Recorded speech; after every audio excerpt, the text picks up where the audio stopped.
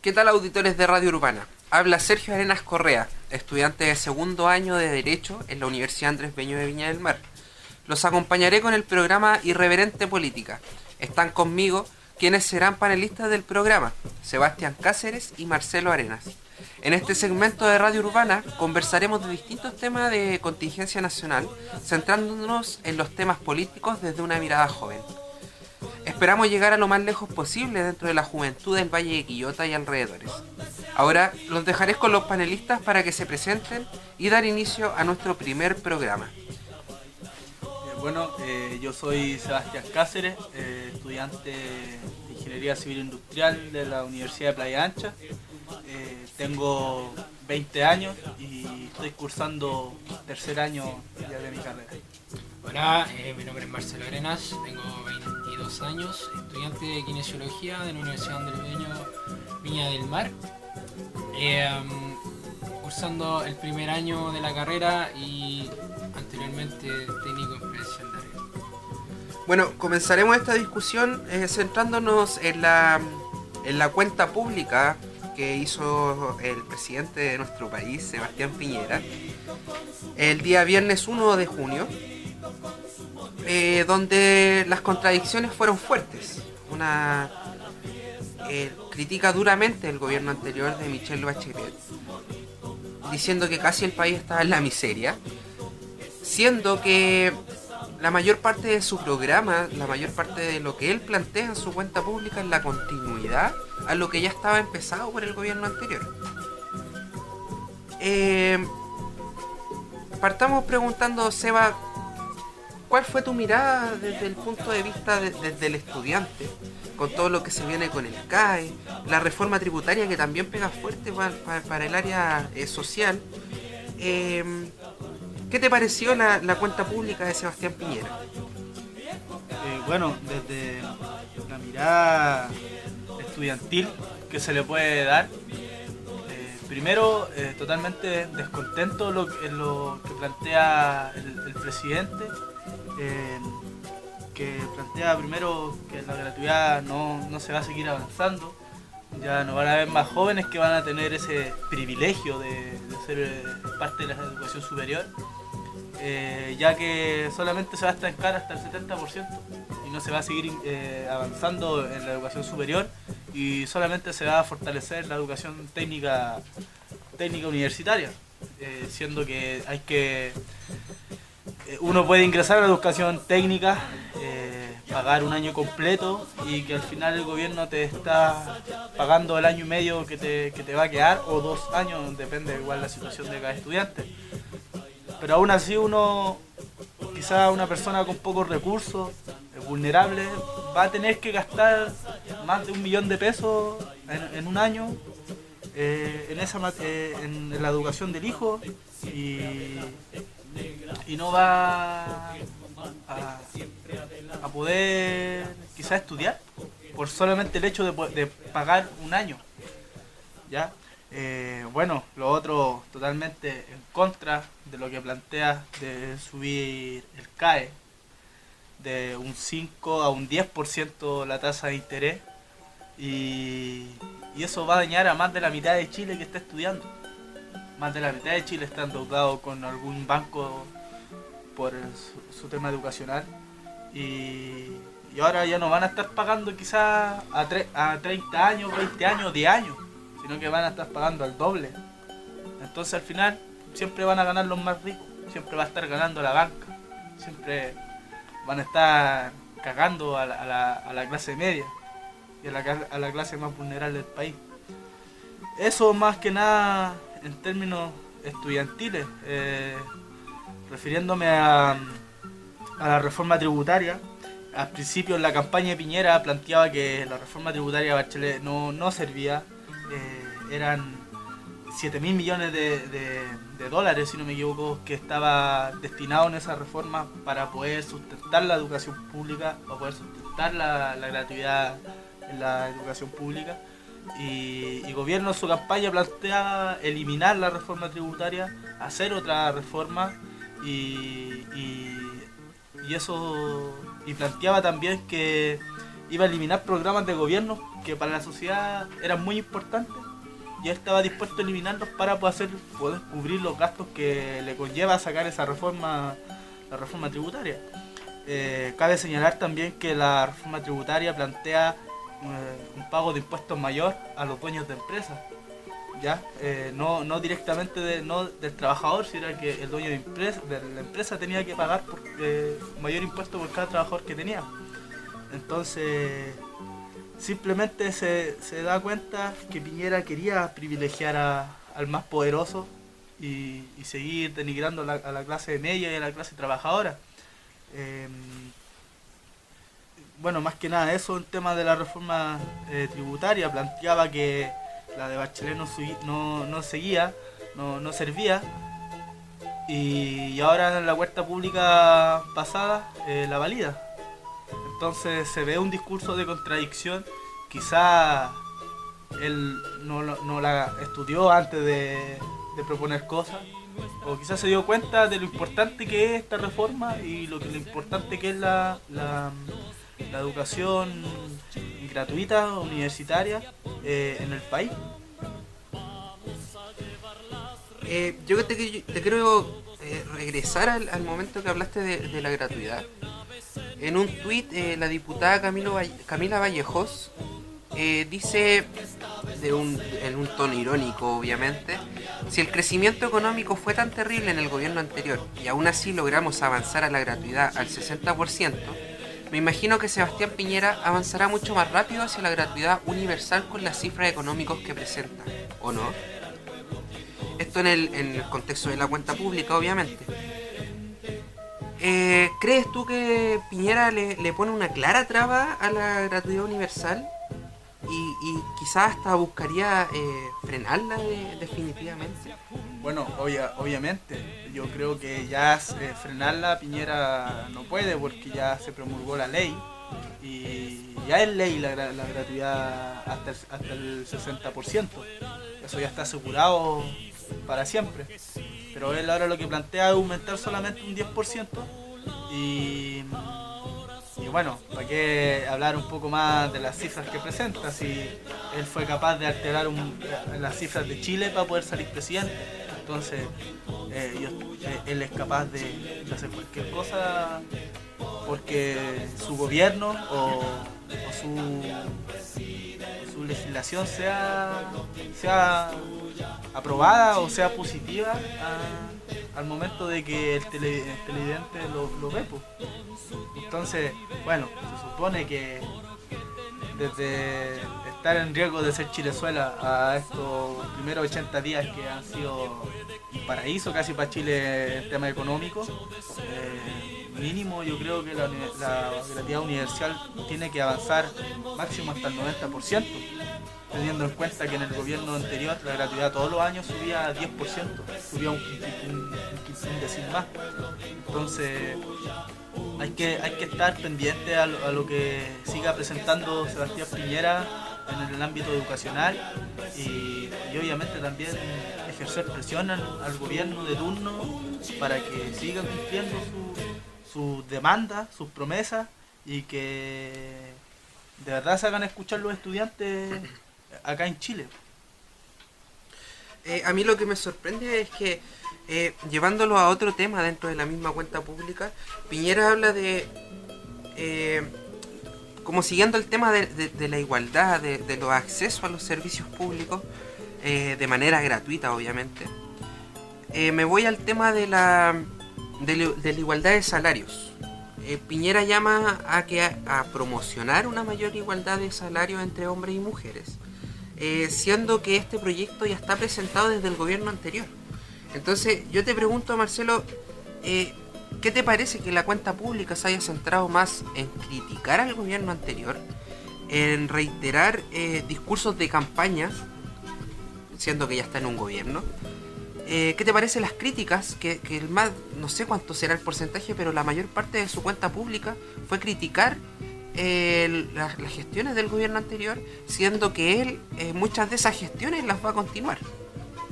Mira, desde mi punto de vista, fue una mala jugada para el presente presidente de Chile, Sebastián Piñera, porque ahí se va a notar, o se notó, la poca preparación que este gobierno está dirigiendo nuestro país. ¿Ya? Siendo que él se esté enganchando de políticas públicas, como tú dijiste anteriormente, del gobierno de Michelle Bachelet, ya haciendo las propias de este mismo gobierno. Ya se está aprovechando, yo creo que es un acto más o menos populista de lo que está haciendo realmente, y solamente se centra en criticar y desmerecer todo el proceso que nosotros vivimos y todos los avances que se vivió en el periodo 2014-2018, ya con la anterior presidenta Michelle Bachelet. Siguiendo con el tema, me parece importante llevar esta discusión hacia la llegada de inmigrantes. ¿Y por qué no hablo de inmigrantes? Porque si bien se habla de inmigrantes por el tema de cruzar las fronteras, etcétera, yo soy un convencido de que no debiesen existir las fronteras para el que quiera migrar de un lado a otro, y además no se debería declarar ilegal a una persona. Eso me parece insólito. Piñera dice que Chile es y seguirá siendo el asilo contra la opresión y el defensor de la libertad donde quiera ésta se vea amenazada. El diputado Giorgio Jackson dice salvo en Haití, le faltó decir.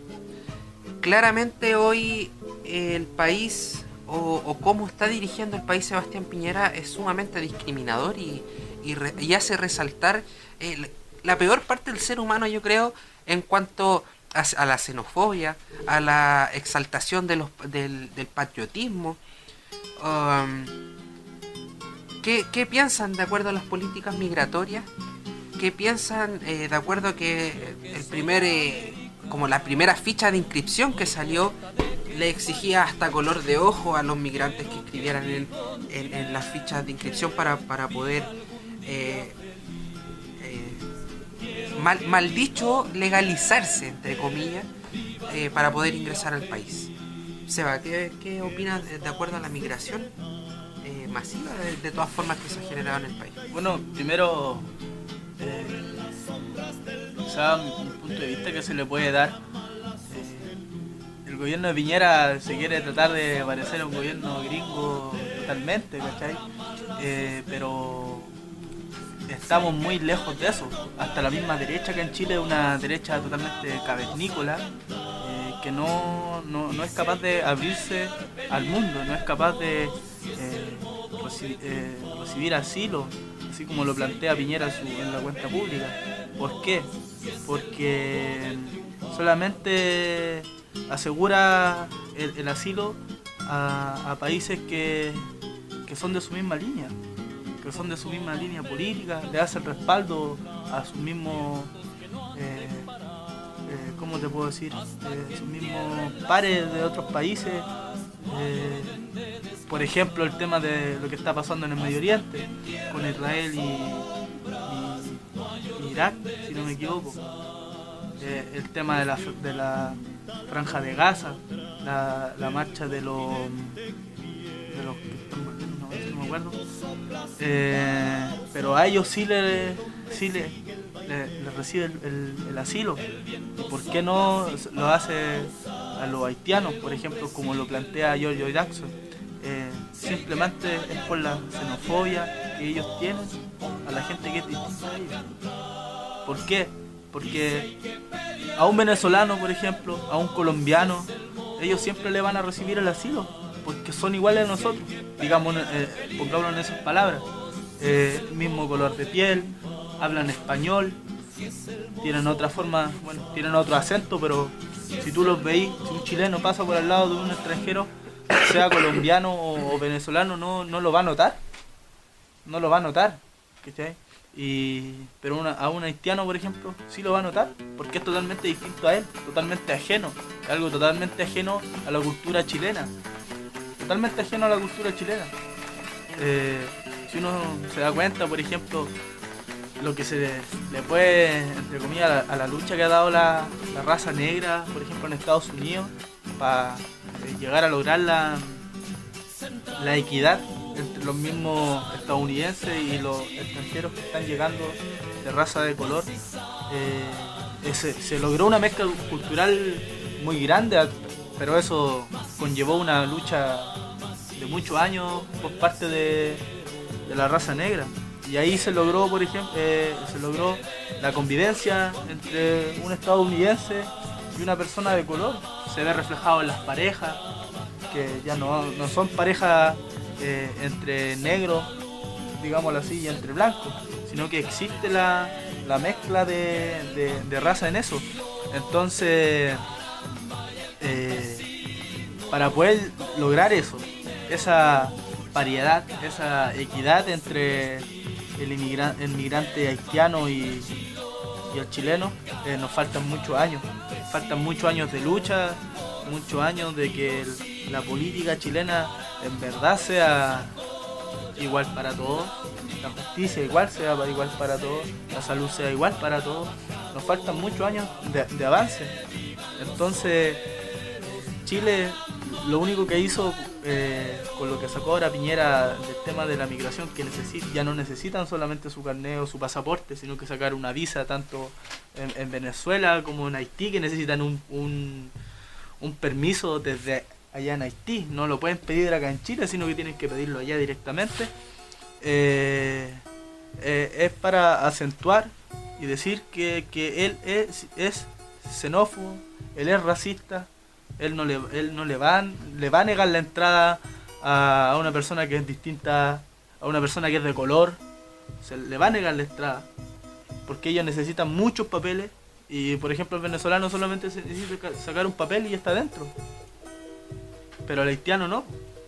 Entonces, ¿cómo va a ser esa tu posición como presidente de un país ante la masiva llegada de migrantes haitianos, teniendo en cuenta su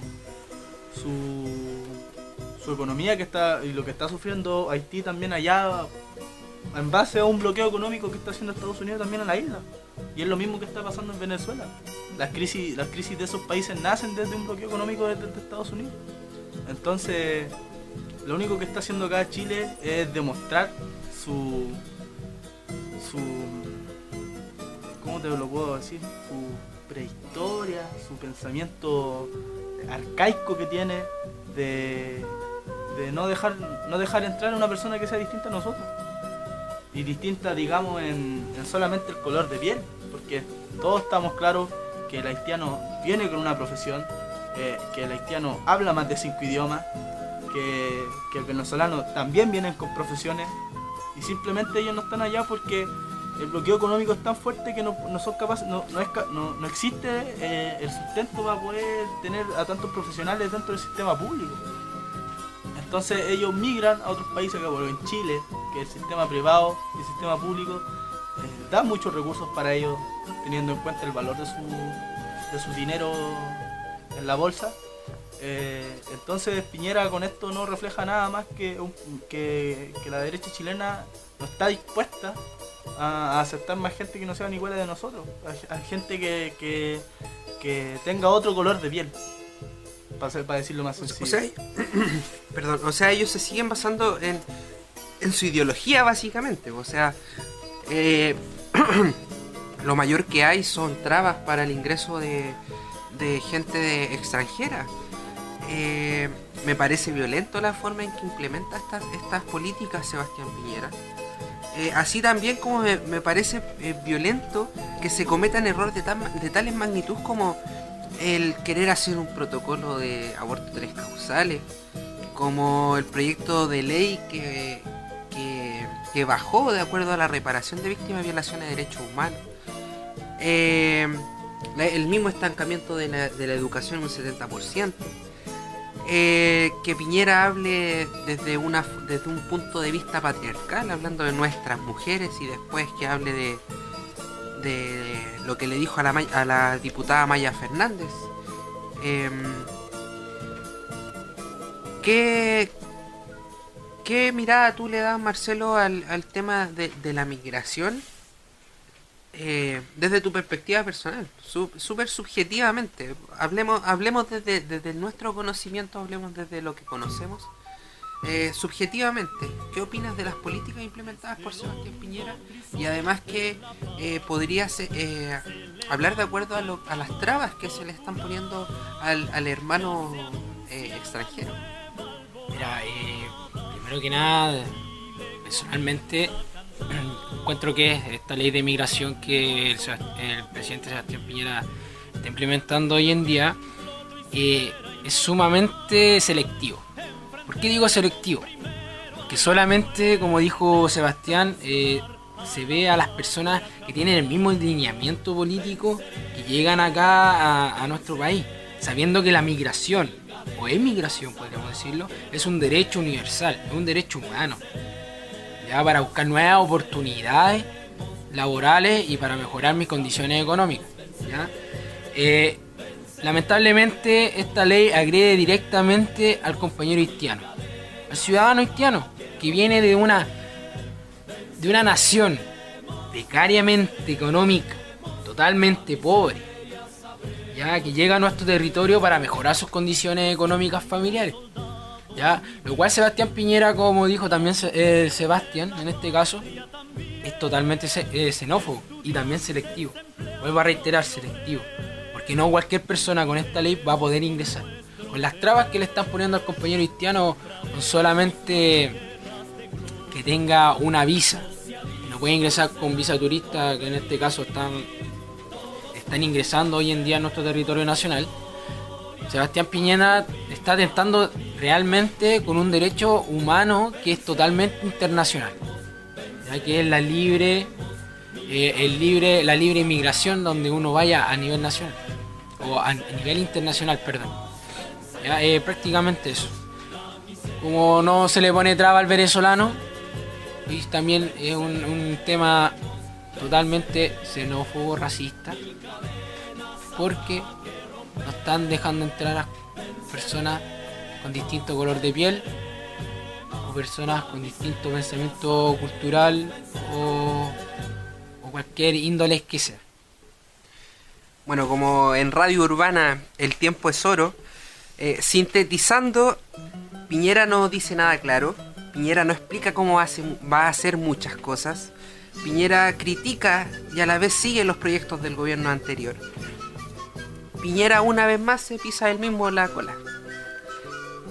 Para continuar en Radio Urbana, pasaremos a un tema que ha estado en boga, un tema muy importante, que es sobre el movimiento feminista que se ha dado en las diversas universidades a lo largo del país, las tomas de las universidades, los paros, las exigencias de los protocolos contra el acoso, las destituciones de distintas entidades o autoridades de las universidades por estar acusados precisamente de violaciones, acosos y incluso yendo más allá de la temática feminista, acosos laborales también.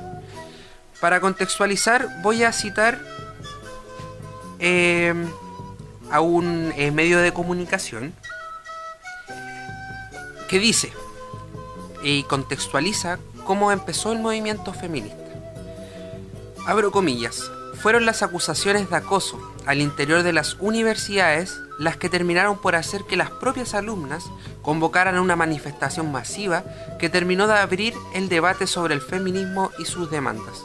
Hasta ahora, al menos 15 universidades tienen facultades paralizadas, a la espera de una resolución respecto a casos concretos de abusos y a la creación de protocolos que eviten cualquier tipo de acoso. Cierro comillas. Todos aquí presentes somos estudiantes universitarios. Todas nuestras universidades también se han manifestado desde distintos ámbitos, de distintos frentes de lucha. Partiendo con Sebastián Cáceres, le pregunto cuál es el contexto que se vive dentro de la UPLA, qué es lo que está pasando precisamente en tu universidad, y también te pregunto tu mirada personal de acuerdo a cómo ha funcionado el tema del movimiento feminista, siempre partiendo desde una mirada desde la posición de privilegio que tenemos nosotros como hombres, que buscamos destruir y deconstruir también. Entonces te pido que me digas como una mirada personal más subjetiva en cuanto al movimiento, cómo ha funcionado en los centros de estudiantes, cómo ha reaccionado la Federación de Estudiantes dentro de la UPLA. y sintetizar un poco el movimiento desde tu mirada. Bueno, primero, qué es lo que está pasando en mi universidad. Plantear primero que la Universidad de Playa Ancha fue más que nada la toma que se hizo y la primera toma y el primer paro fue más que nada a reacción a lo que está aconteciendo nacionalmente. Nosotros no tenemos hasta ahora un protocolo concreto. Estamos recién elaborando un petitorio que, bajo mi punto de vista, es muy vago, redunda mucho en todos sus puntos. Le falta, digamos, un poco más de legalidad en torno a cómo va a llevar a cabo los procesos judiciales o los procesos de sumario dentro de la misma universidad. Y hasta ahora estamos en lo mismo. Existe una situación de toma, otra vez, la segunda toma de la Casa Central. Y es de carácter apartidista, totalmente apartidista. Lo dice un comunicado que ellas lanzan a través de las redes sociales. Y que están dejando afuera a muchos compañeros y compañeras que de verdad están interesados en la lucha.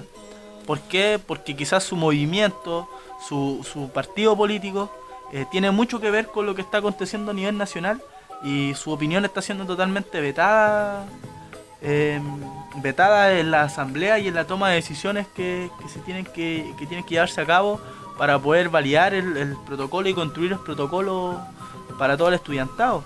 Se vetó a todos los partidos políticos, al Partido Comunista, al Frente Amplio, al PTR, PAN y Rosa, JRP3 y muchos otros partidos más que quizás son un poco más radicalizados que otros, pero están sufriendo la misma exclusión del tema.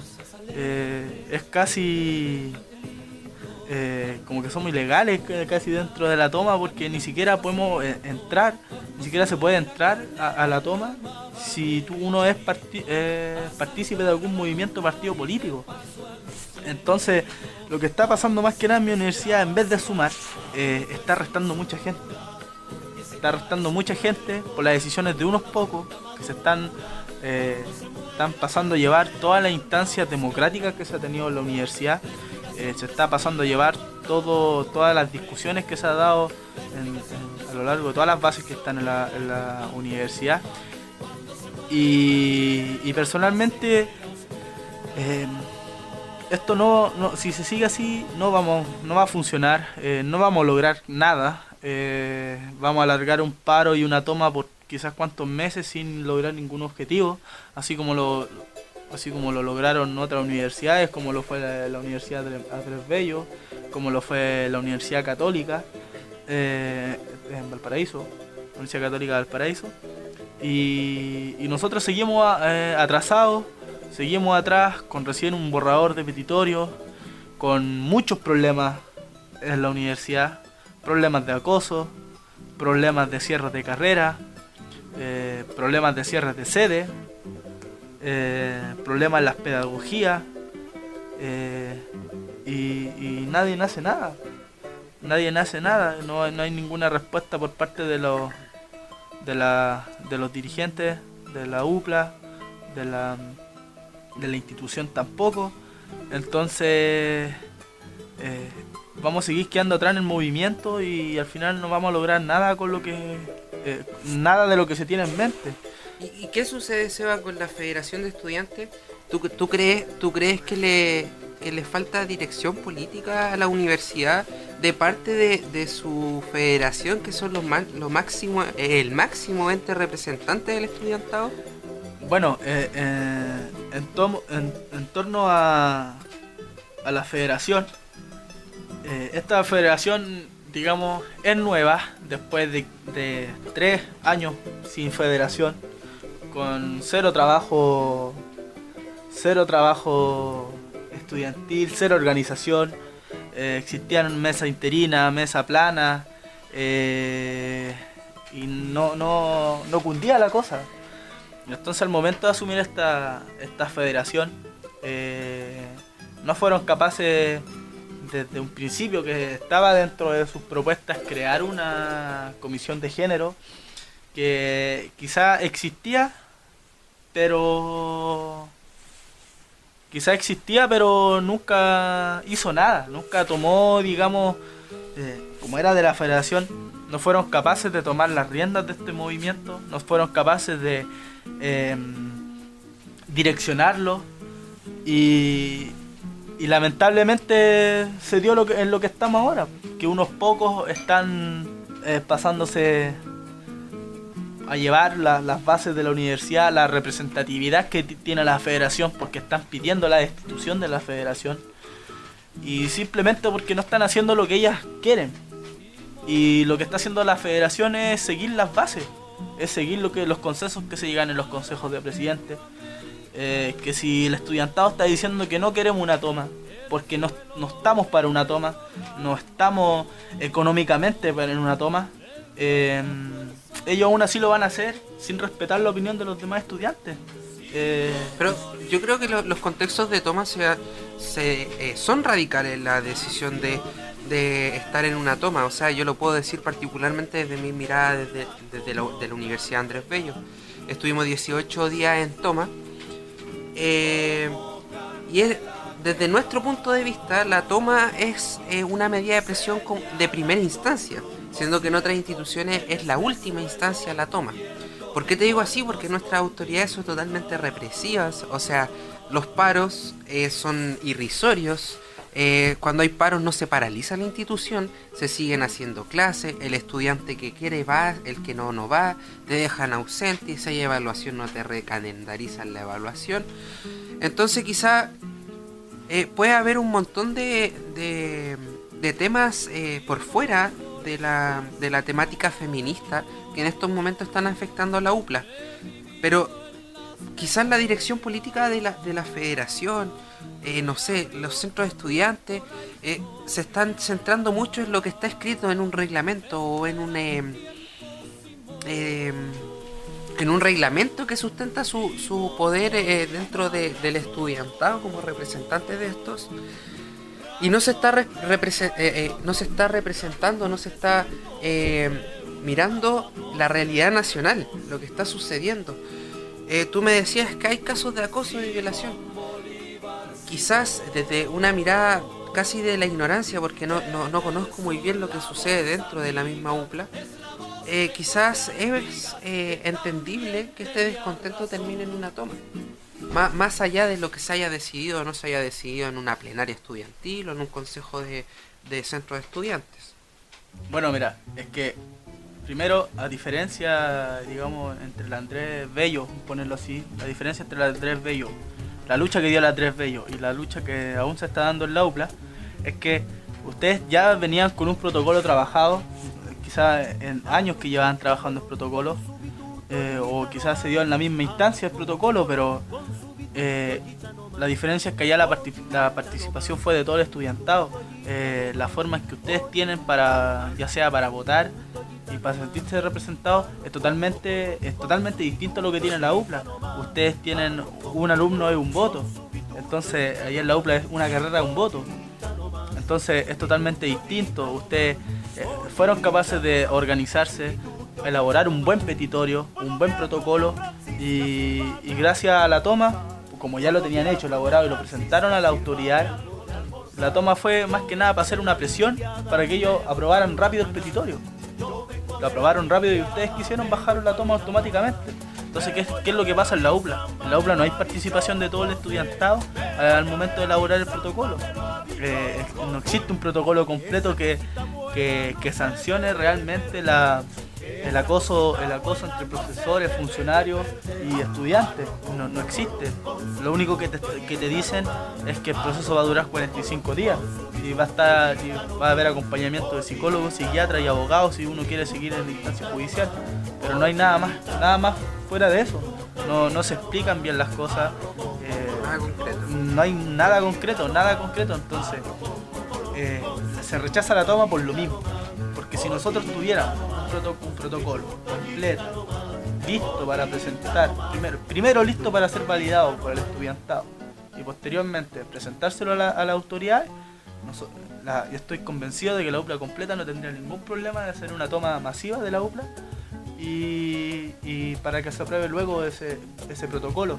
Pero no existe eso, no existe un protocolo concreto, estamos recién pasando un borrador incompleto que no deja satisfecho a los estudiantes. Por lo mismo la toma aún no es validada, digamos, la totalidad de las carreras. Son solamente 6 carreras que están validando la toma de 37. Entonces... Es que sea, desde eso mismo, yo igual soy estudiante de otro, me presento. Eso de ¿quién el radio controlaba? Desde eso mismo, yo encuentro que la gran problemática con el protocolo es que no ha sido hábil en poder expandirse. Porque el protocolo lleva 2 años trabajando. Y el protocolo lo han trabajado compañeros. Igual es por el mismo desinterés de los hombres. Y por la falta de expansión. Porque varias compañeras sí han trabajado en el protocolo. Pero el problema es que para su aprobación una pieza de dificultad que tú no. Es correcto lo que te decía, pero el protocolo igual lleva siendo trabajado. Hay un trabajo como las compañeras se juntaron, pensaron las problemáticas, diseñaron un protocolo. Pero recién en este año se ha logrado abrir la instancia de poder trabajar en las carreras, de que pueda ser expandido. ¿Sí? Ese es el tema, de que el UNAP se realizó, se pensó, se hizo, se aprobó, bien. ¿Sí? Aquí ha sido distinto, por eso mismo, por los sistemas de votación, por la falta de interés de las personas, ¿cierto? Pero va por ahí también. El protocolo sí se ha trabajado, está, pero el tema es que la instancia de elaboración popular está en proceso. ¿Cachai? Eso es lo que voy a agregar igual.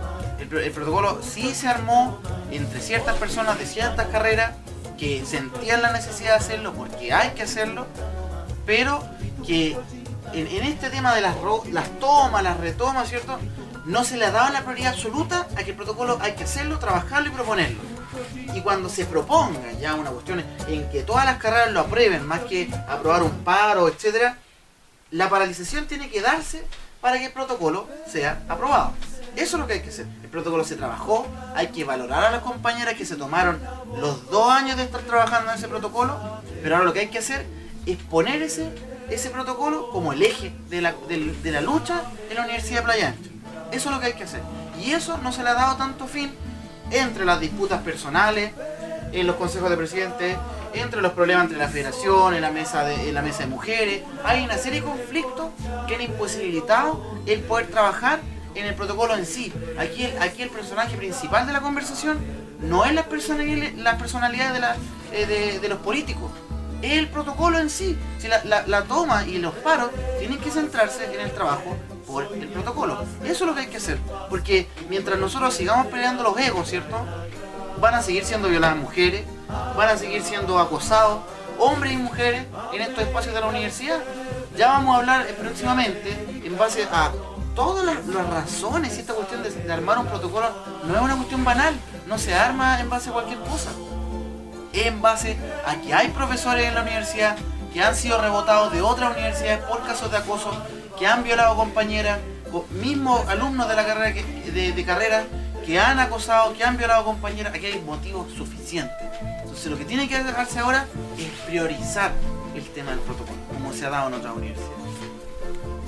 Bueno, mira, pero tú por ejemplo me estás diciendo que llevan un trabajo de 2 años en el protocolo, pero al momento que, como tú decís, que ahora es el momento de presentarlo, de expandirlo dentro del mismo estudiantado de la UPLA, presentan un petitorio, un borrador de petitorio y totalmente incompleto.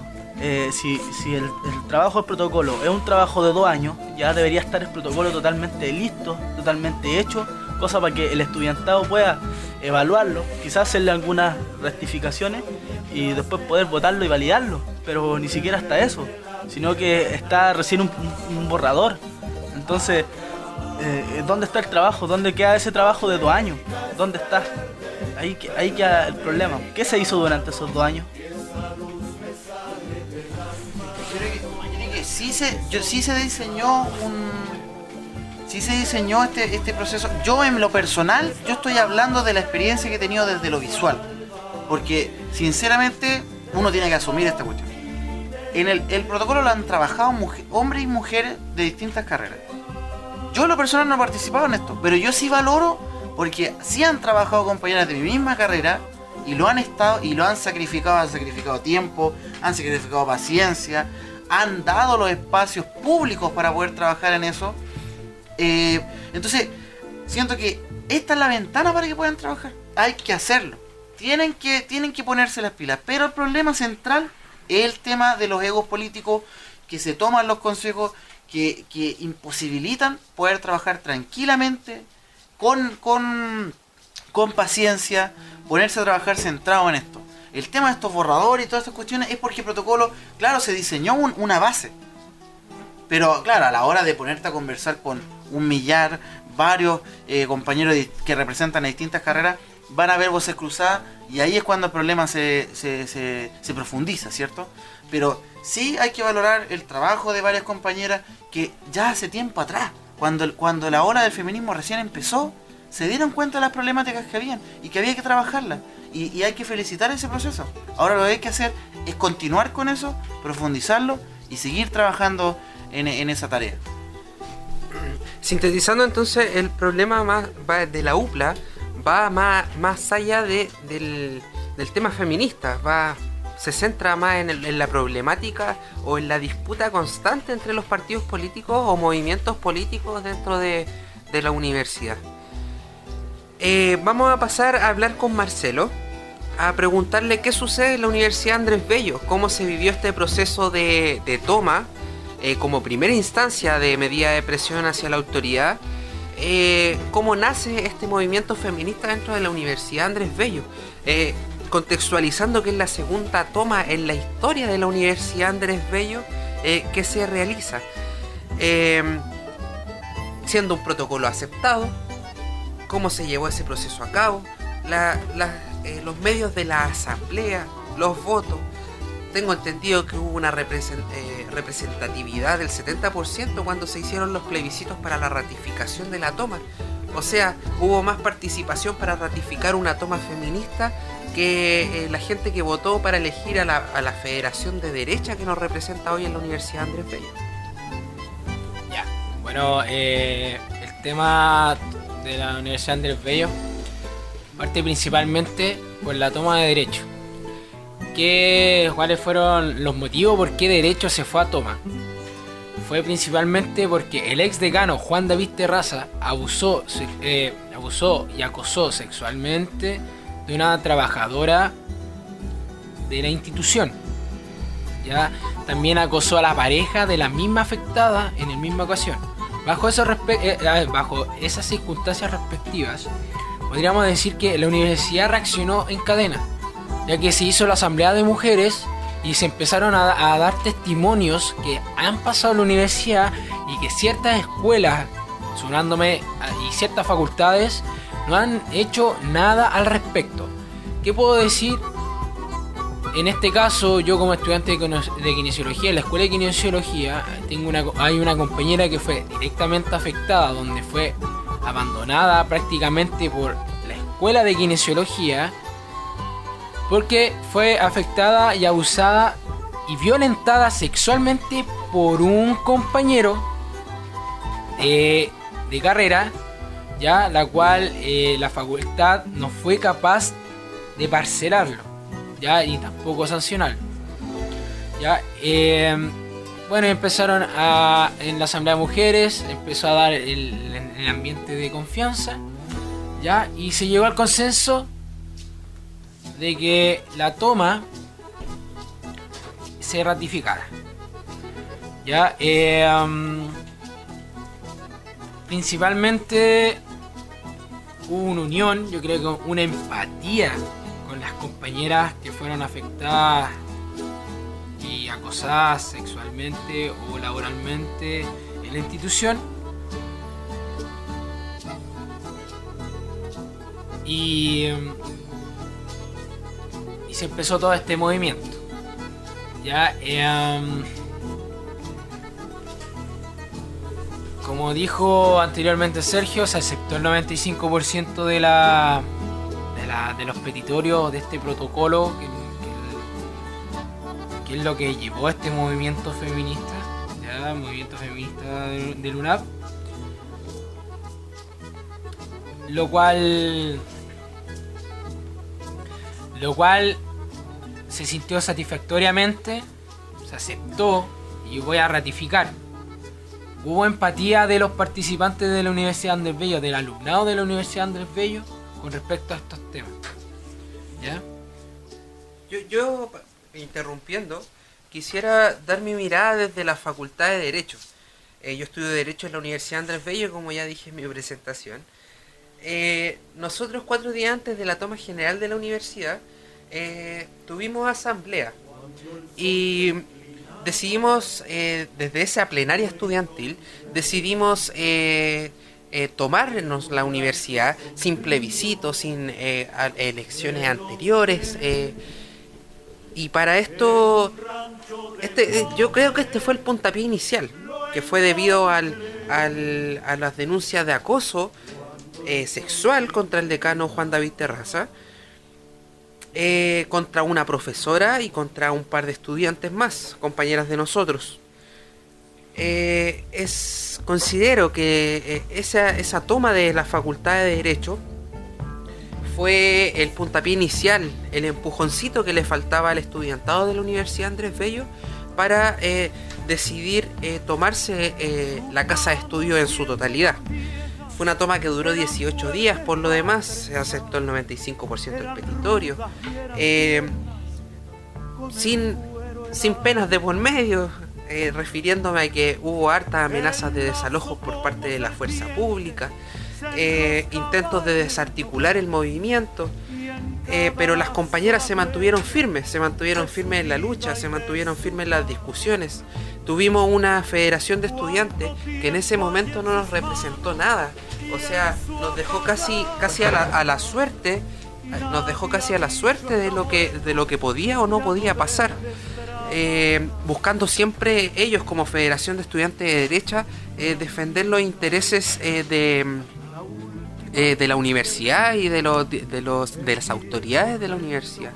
En un principio la vicerrectoría se negó totalmente a negociar con las voceras del movimiento porque según ella no tenía representatividad necesaria.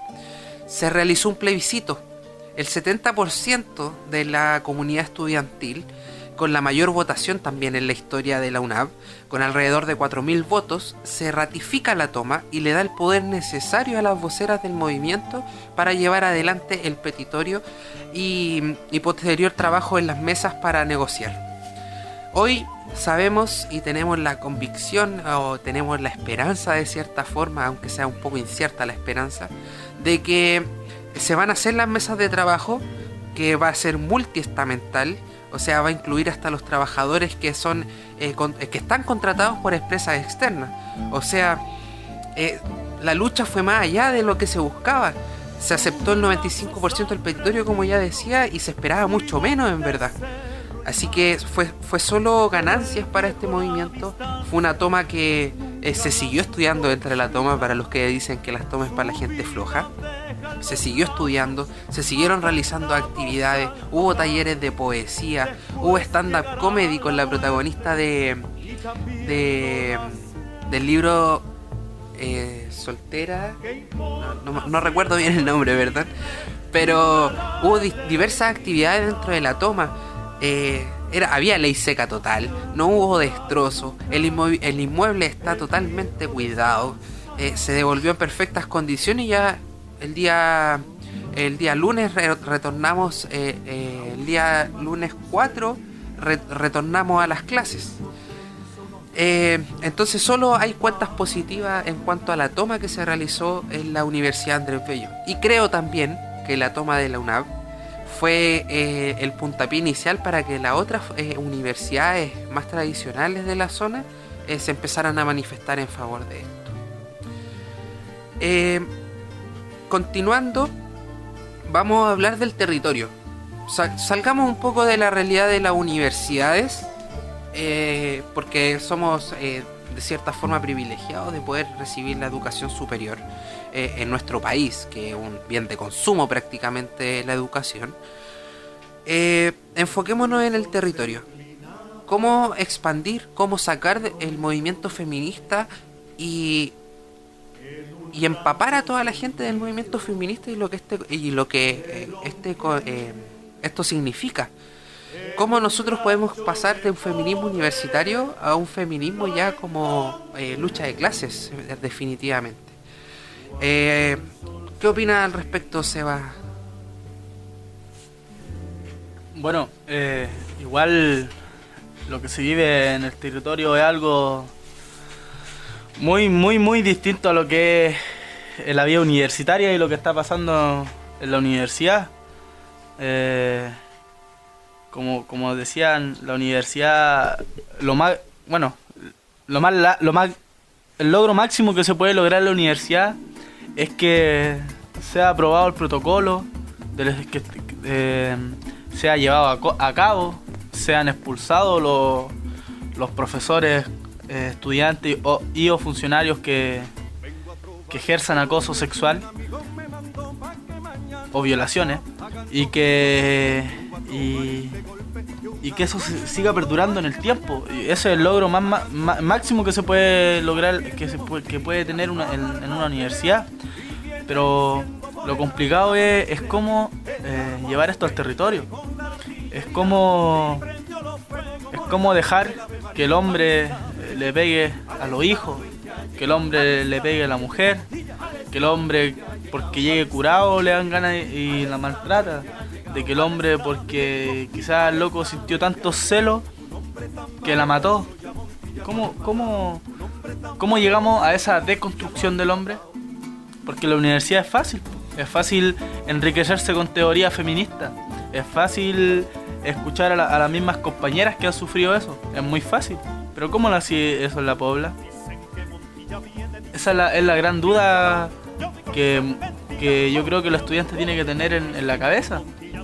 Porque, como dice un grande, la revolución no pasa por las universidades, sino que en el territorio.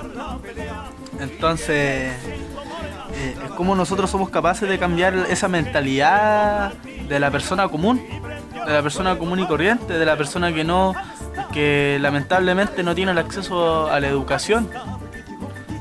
Quizás sí a la educación básica, quizás sí a la educación media, pero no tiene ese privilegio que pocos tienen de estar en una educación superior, en una educación pública, que son muy pocos son los que tienen el derecho, y ahí también se puede dar una visión muy grande. Por ejemplo, lo que contaba Sergio, lo que contaba Marcelo, más de 4.000 personas aprobaron en un plebiscito el protocolo y la toma.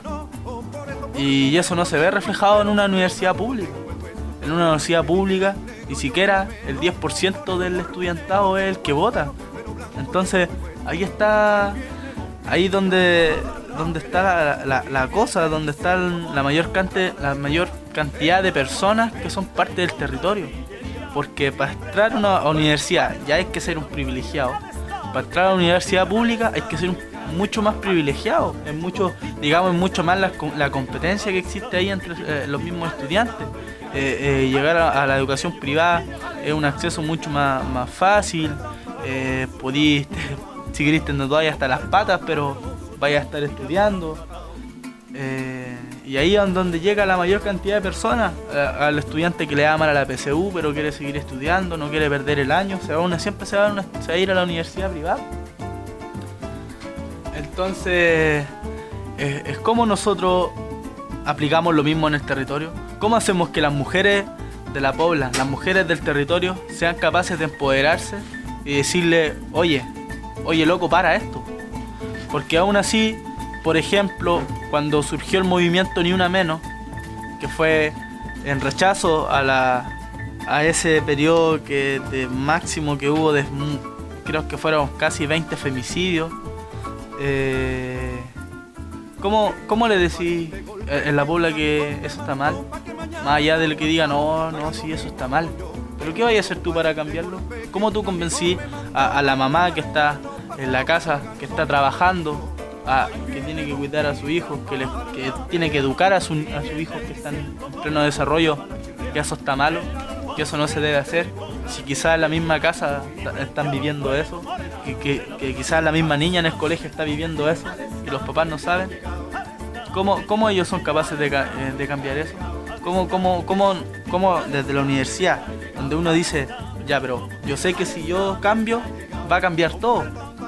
¿Cómo le vaya a decir eso a la mamá, a la niña, al hermano, a la tía, a la prima, sea quien sea? Decirle, oye, si tú empezás a parar los carros a tu marido, al hombre, que no te piropees, que no te dejís tocar, que abusos quizás que para alguien es tan simple, pero para una mujer puede ser lo peor.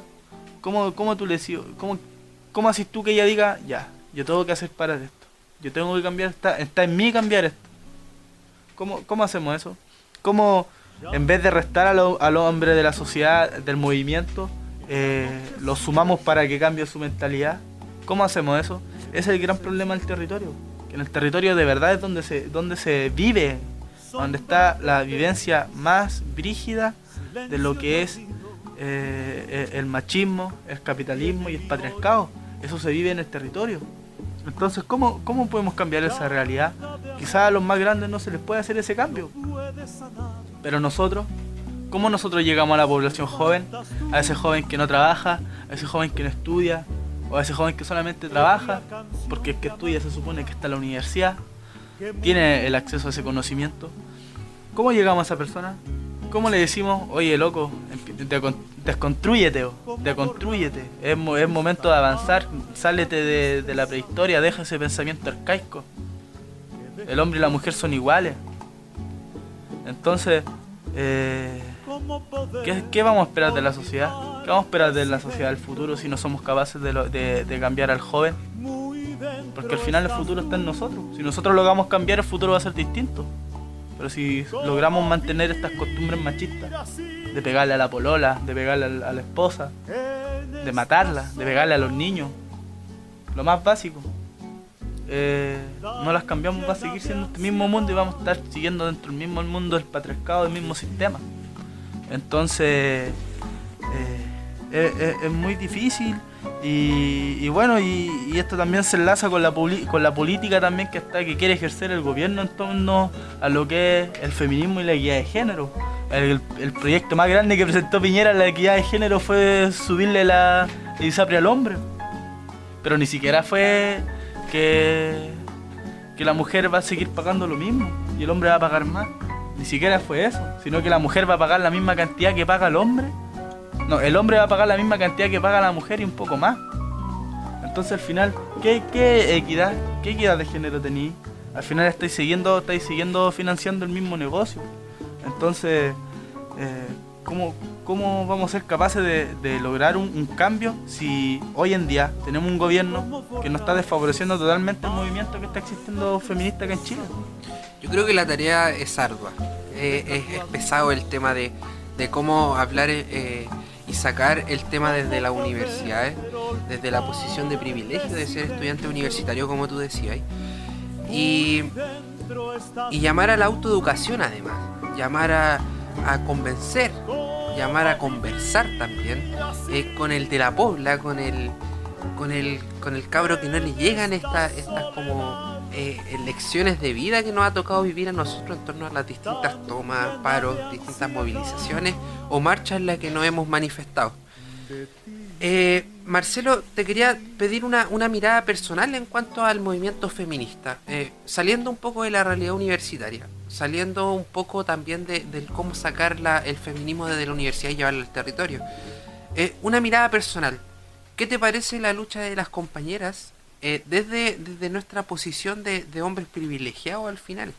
Ya hablábamos en algún momento de que a lo largo de la historia la mujer ha sido violentada desde la Iglesia Católica, desde las cacerías de brujas, desde no dejarla opinar en cuanto a la política. Hace 70 años, si es que no me equivoco, recién las mujeres pueden votar y manifestarse en la urna en cuanto a las decisiones políticas del país.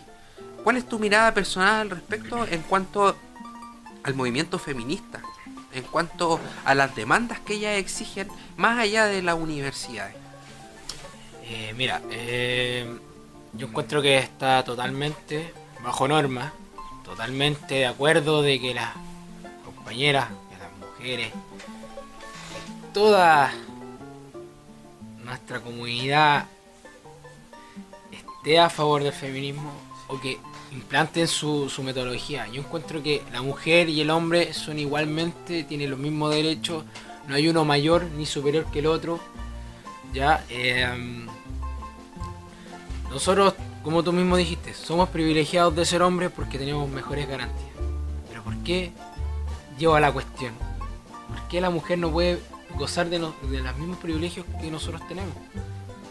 ¿Por qué nosotros tenemos que ser superior a una misma mitad, pero de otro género? O sea, son cosas que quizá la mayoría de las poblaciones, o la mayoría de la población chilena, del territorio, no estarán de acuerdo porque, justamente como dijo Sebastián, nosotros, las generaciones, o nuestros padres, o las generaciones anteriores a nuestros padres, fueron totalmente criados bajo una educación totalmente sexista, totalmente donde el hombre era el mandamás en todas las familias. Siendo, voy a dar como ejemplo a mi abuelo, donde mi abuelo se crió bajo un ambiente hostil donde el hombre mandaba, donde el hombre le pegaba a la mujer, donde el hombre le pegaba a los niños. ¿Ya? Totalmente. O sea, ¿cómo nosotros no podemos cambiar ese switch? ¿Cómo nosotros no podemos hacer eso? Como tú lo dijiste, la autoeducación. Autoeducándonos. Pero ¿cómo nosotros llegamos a las poblaciones, a esa gente, como dijo Sebastián, esa problemática, que no tiene acceso adecuado a la educación? Yo diría, a través de la educación pública, se acabó la educación sexista y vamos a empezar a una educación no sexista, obviamente. A través de la educación, también como nosotros educamos a los padres también tienen que tener ese switch. ¿Ya? Pero es totalmente difícil, porque la gente hoy en día de la población no está ni ahí con leer, se ve lo que aparece en la tele, tilda como feminazi al movimiento feminista, ridiculizándolos en algún momento, minimizando esta lucha, y lo que violenta más, hay mujeres que están en contra del movimiento feminista sabiendo que están luchando por los derechos de todas las mujeres, incluyéndolas a ellas. O sea, ¿cómo podemos aguantar eso? ¿Ya? Una solución, yo diría, con respecto a este movimiento y llegar a las poblaciones, es totalmente sacando la educación sexista de nuestra educación pública y totalmente ir de lleno al territorio e informar a través de qué, volanteos o de mesas de trabajo con las juntas de vecinos de las distintas poblaciones que nos rodea nuestra comuna, en este caso Villeta. Bueno, hemos llegado al final de Irreverente Política en Radio Urbana. Quizás muchas cosas se nos quedan en el tintero, quizás muchas cosas se nos pasaron. Como que Piñera no habló nada en la cuenta pública sobre el feminismo, no habló nada sobre los trans. Y de feminismo no sé si mucho se nos pudo haber quedado, porque igual encuentro un tanto patúo que hablemos mucho de feminismo, habiendo puro hombre en esta mesa.